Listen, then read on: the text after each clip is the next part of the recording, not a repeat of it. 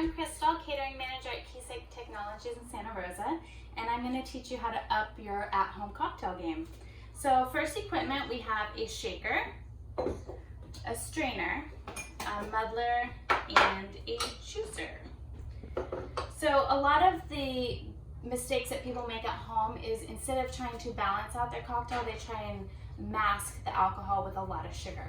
We don't need to do that. A cocktail is basically a balance of three things. You have acid, alcohol, and sugar.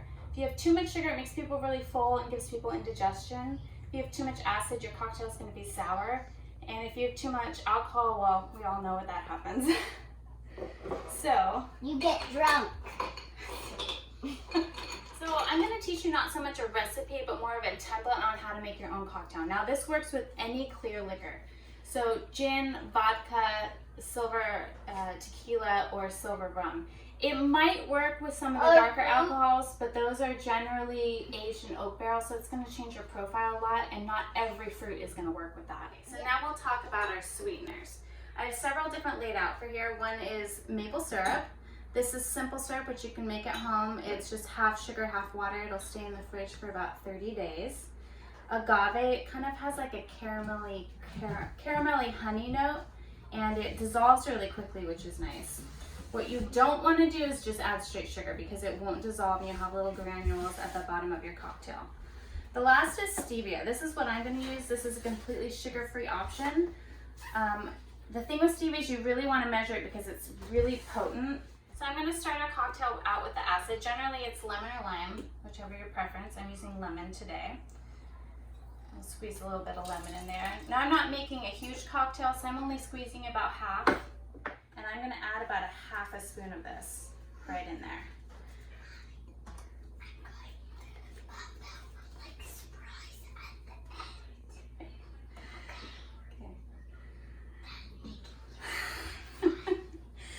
There are a few factors on how much sugar you add. One is personal preference, how sweet you want your cocktail to be, and the other one is what kind of fruit you're going to add later or if you're adding any liqueurs.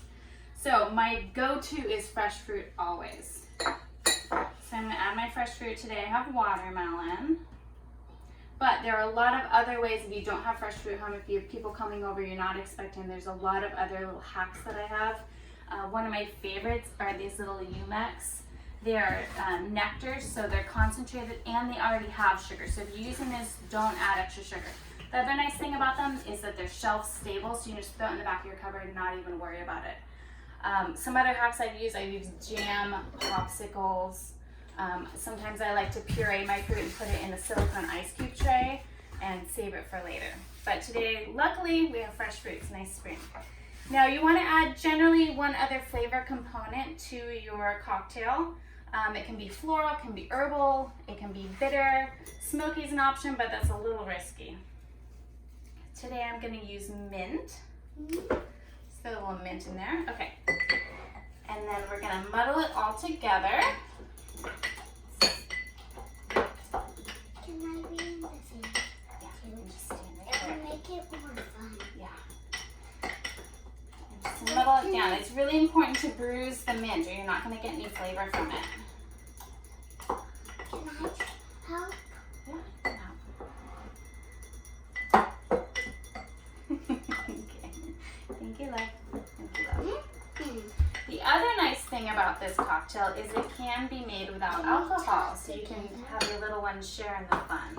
Okay. So now we're going to add ice. Can I add some ice? Yeah, add some ice. Okay, so now we're going to add our alcohol. Depending on the size of glass you use, is going to determine the type of how much alcohol you have. So I'm making a couple small cocktails, so I'm going to need about a total of 2 ounces for this one.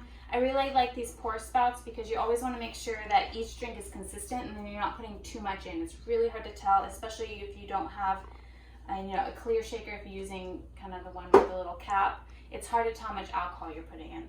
So these are a really convenient option to not measure each time. The way these work is each second is a 1/4 ounce. So I'm going to count to 8. 1, 2, 3, 4, 5, 6, 7, 8. Done. And then we shake.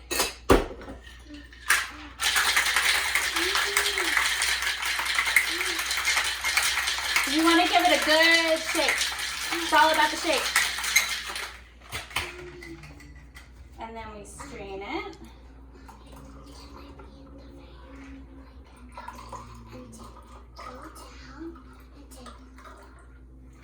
And I pop up because I want.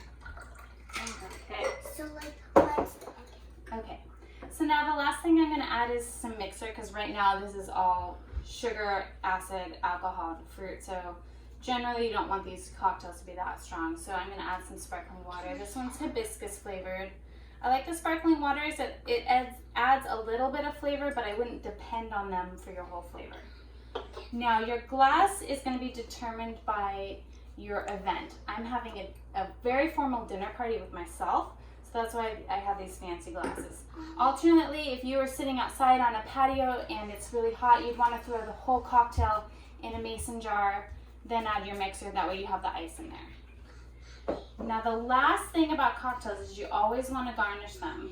So I'm going to garnish these with some rose petals. And we've also got that fresh mint in there. And then I'm going to throw a watermelon on the side.